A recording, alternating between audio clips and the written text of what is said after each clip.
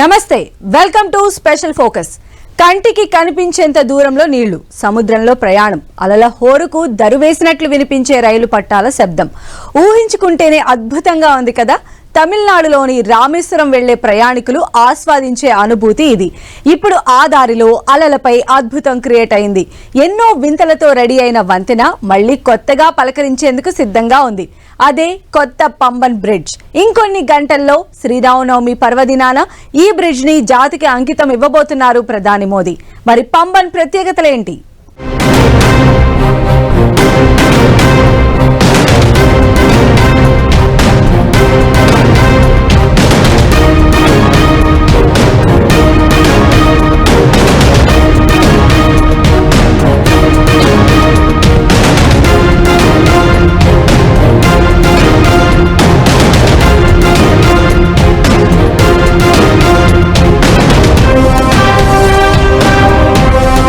అలలపై అద్భుతం పంబన్ వంతెన.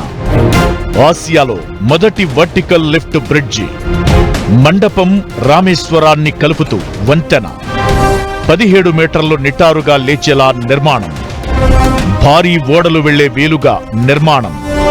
మరికొన్ని గంటల్లో జాతికి అంకితం. పంబన్ బ్రిడ్జ్ మరిన్ని ప్రత్యేకతలేంటి?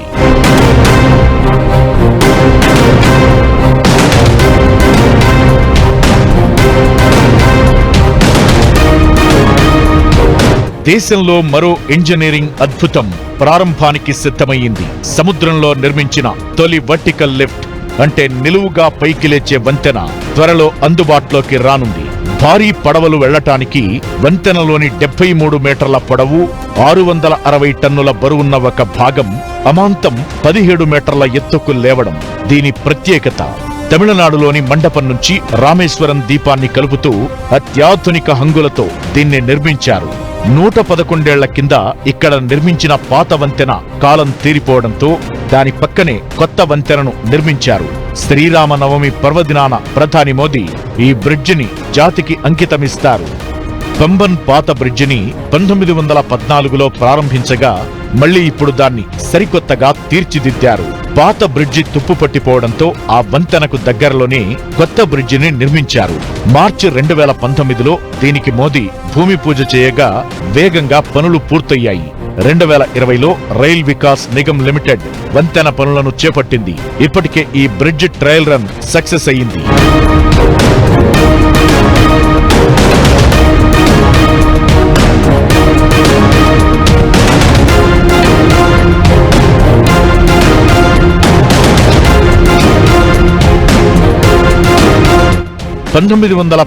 లో అప్పటి బ్రిటిష్ ప్రభుత్వం తమిళనాడులోని మండపం నుంచి రామేశ్వరం దీవి ప్రారంభ చోటు అయిన పంబన్ వరకు వంతెనను నిర్మించింది. పడవలకు దారిచ్చేందుకు వంతెన మధ్యలో రోలింగ్ లిఫ్ట్ ఏర్పాటు చేశారు. మధ్య భాగంలో వంతెన స్పాన్లు విడిపోయి ఉంటాయి. సిబ్బంది వాటికి ఏర్పాటు చేసిన చట్రంలో ఇనుప కమ్మీలతో తిప్పగానే ఆ 2 భాగాలు రోడ్ లెవెల్ క్రాసింగ్ రైలు గేటు తరహాలో పైకి లేస్తాయి. దీంతో పడవలు ముందుకెళతాయి.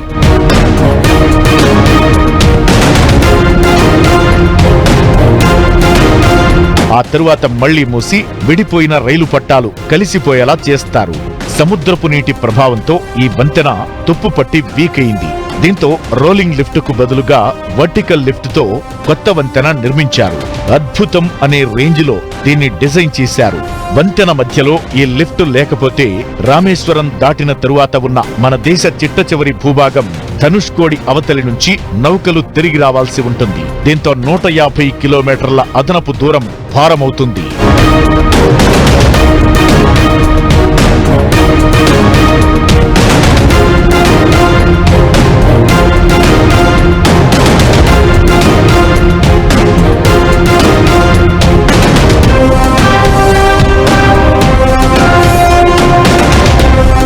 $540 కోట్ల వ్యయంతో 2.1 కిలోమీటర్ల పొడవుతో పంబన్ బ్రిడ్జిని నిర్మించారు.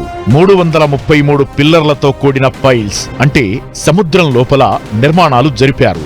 సముద్ర గర్భంలో సగటున 38 మీటర్ల లోతు వరకు పిల్లర్లు నిర్మించగా వీటి కోసం 5,772 మెట్రిక్ టన్నుల స్టెయిన్లెస్ స్టీల్, 4,500 మెట్రిక్ టన్నుల స్ట్రక్చరల్ స్టీల్ ఉపయోగించారు.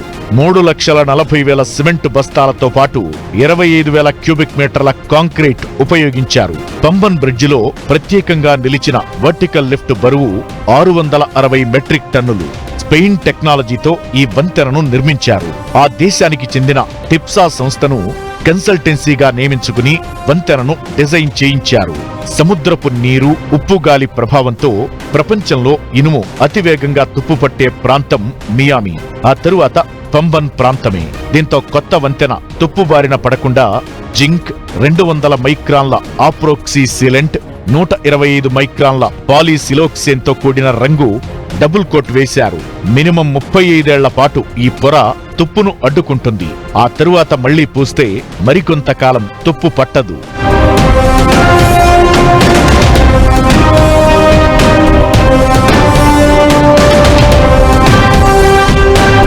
పాత వంతెనలో 16 మంది సిబ్బంది 45 నిమిషాల పాటు చట్రం తిప్పితే 2 భాగాలు రెక్కల్లా పైకి లేచేవి. కొత్త వంతెనలో కేవలం 5 నిమిషాల 20 సెకండ్లలో 660 టన్నుల బరువున్న 72 మీటర్ల భాగం 17 మీటర్ల ఎత్తుకు లేస్తుంది. ఈ వంతెనపై రైళ్లను గంటకు 80 కిలోమీటర్ల వేగంతో నడిపే వీలు ఉంటుంది. 2019లో నిర్మాణ పనులు మొదలవగా కరోనా కారణంగా కొంతకాలం ఆలస్యమైన మొత్తంగా 2 ఏళ్లలో పూర్తి చేశారు.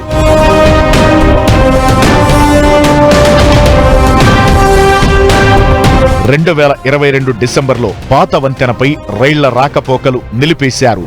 అప్పట్లో రోజుకు 18 ట్రిప్పుల రైళ్లు తిరిగేవి. కొత్త వంతెన అందుబాటులోకి రాగానే మరిన్ని రైళ్లు తిప్పేలా ఏర్పాట్లు చేస్తున్నారు. లిఫ్ట్ టవర్లకు 310 టన్నుల బరువుండే భారీ స్టీల్ దిమ్మెలను 2 వైపులా కౌంటర్ వెయిట్స్ గా ఏర్పాటు చేశారు. కరెంటు శక్తితో వంతెన భాగం పైకి లేవడం మొదలు కాగానే కౌంటర్ వెయిట్స్ మరోవైపు కిందకు జారుతూ వంతెన భాగం పైకి వెళ్లేలా చేస్తాయి. దీంతో 5% కరెంటు మాత్రమే ఖర్చవుతుంది. లిఫ్ట్ టవర్ పైభాగంలో ప్రత్యేకంగా స్కాడా అంటే supervisory control and data acquisition centre ఏర్పాటు చేశారు. వంతెన భాగంలో ఎక్కడైనా లోపాలు తలెత్తితే వెంటనే ఇది అలర్ట్ చేస్తుంది. అక్కడి భారీ కంప్యూటర్లో లోపాలను చూపిస్తుంది. తుప్పు పట్టడంతో పాత బ్రిడ్జి స్థానంలో కొత్తది నిర్మించారు. అయితే ఈ పంబన్ 2.0కు 100 ఏళ్ల వరకు ఎలాంటి ఇబ్బంది ఉండదని అధికారులు చెబుతున్నారు. వర్టికల్ బ్రిడ్జిలో ఎలాంటి బోల్టులను వాడకుండా కేవలం వెల్డింగ్తోనే నిర్మించి వంతెన మొత్తాన్ని స్కాడా సెన్సర్లతో లింక్ చేశారు. ఒకవేళ గంటకు 58 కిలోమీటర్ల గాలులు వీస్తే ఈ సెన్సార్లు ఆటోమేటిక్ గా బ్రిడ్జిని క్లోజ్ చేస్తుంది.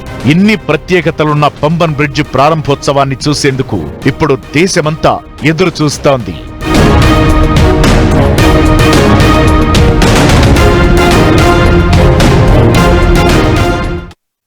శ్రీరామనవమి వేడుకలు ఈసారి రామేశ్వరంలో డబుల్ అనిపించడం ఖాయం. పంబన్ బ్రిడ్జ్ ప్రారంభోత్సవంతో పండుగ వాతావరణం కనిపించే అవకాశాలు ఉన్నాయి. అసలు కొత్త బ్రిడ్జ్ ప్రారంభంతో ఏం జరగబోతోంది? ప్రయాణికులకు ఎలాంటి లాభం జరగబోతోంది? భారతీయ రైల్వే చరిత్రలో ఈ కొత్త బ్రిడ్జ్ ప్రారంభం సువర్ణాక్షరాలతో లిఖించడం ఖాయమా? కొత్త వంతెనతో రామేశ్వరం రూపురేఖలే పూర్తిగా మారబోతున్నాయా? బ్రిడ్జి అందుబాటులోకొస్తే మారేదేంటి? పాత వంతెనను ఏం చేయబోతున్నారు? పంబన్ వంతెన అసలు చరిత్ర ఏంటి? 1964లో అసలేం జరిగింది?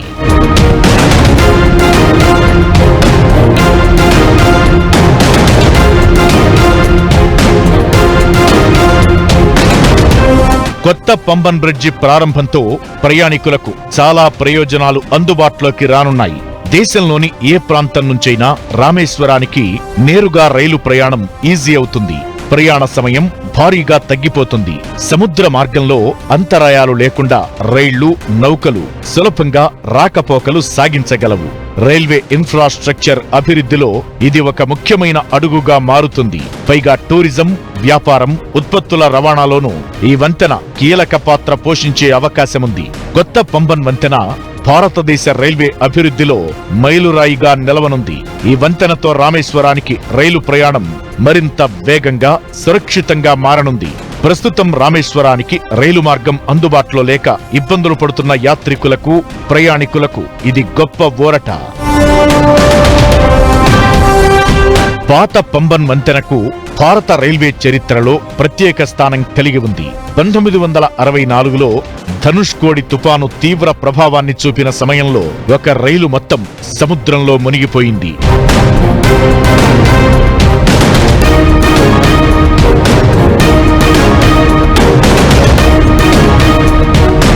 అయితే వంతెన స్వల్పంగా మాత్రమే దెబ్బతింది. తుపాను కారణంగా భారీ నష్టం సంభవించినప్పటికీ కేవలం 46 రోజుల్లో వంతెన మరమ్మతులు చేసి తిరిగి రైళ్లు నడిపారు.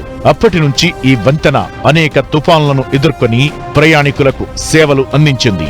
2009లో సరుకు రవాణా అవసరాలకు అనుగుణంగా మరింత బలోపేతం చేశారు. 1988 వరకు రామేశ్వరానికి వెళ్లే ఏకైక రహదారి లింక్ ఇదే. ఆ తరువాత ప్రత్యేక రహదారి వంతెన నిర్మించారు. అయితే తుప్పుపట్టి పూర్తిగా వీక్ కావడంతో దాన్ని ఏం చేయబోతున్నారన్న దానిపై సస్పెన్స్ కంటిన్యూ అవుతోంది. అయితే కొత్త బ్రిడ్జి అందుబాటులోకి రాగానే పాత వంతెన శిథిలాల తొలగింపుపై నిర్ణయం తీసుకునే అవకాశముందనే టాక్ నడుస్తోంది. పాత పంబన్ వంతెనను పూర్తిగా తొలగించే అవకాశాలున్నాయని తెలుస్తోంది. ఈ జూన్ నుంచి కూల్చివేత పనులు ప్రారంభించే అవకాశముంది. వంతెన సముద్రంలో ఉండటంతో శిథిలాలను తొలగించడం సులభం కాదు. సముద్ర మార్గంలో నౌకా రాకపోకలు ఉండడంతో శిథిలాలను అక్కడే ఉంచడం కూడా సాధ్యం కాదు. దీంతో శిథిలాలను తొలగించేందుకు అధునాతన పరికరాలు, ప్రత్యేక బృందాలను రంగంలోకి దించనున్నారు. ఈ ప్రక్రియ పూర్తవడానికి చాలా సమయం పట్టే అవకాశముంటుంది. రామేశ్వరంలో శ్రీరామనవమి వేడుకల్లో పాల్గొననున్న మోదీ ఆ తరువాత పంబన్ బ్రిడ్జిని జాతికి అంకితమిస్తారు. అద్భుతమైన రోజు, ఓ అద్భుతమైన నిర్మాణం రామనవమి సంబరాలను రెట్టింపు చేయడం ఖాయమంటూ చర్చ జరుగుతోంది.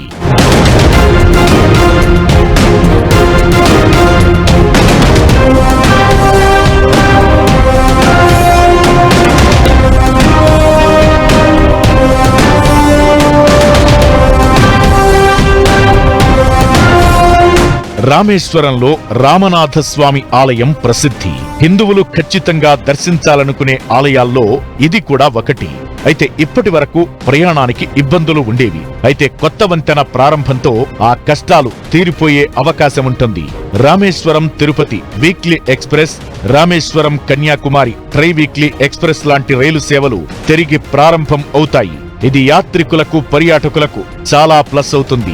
ఇక మెరుగైన కనెక్టివిటీతో స్థానిక వ్యాపారాలతో పాటు పర్యాటకాన్ని ప్రోత్సహించే అవకాశముంటుంది.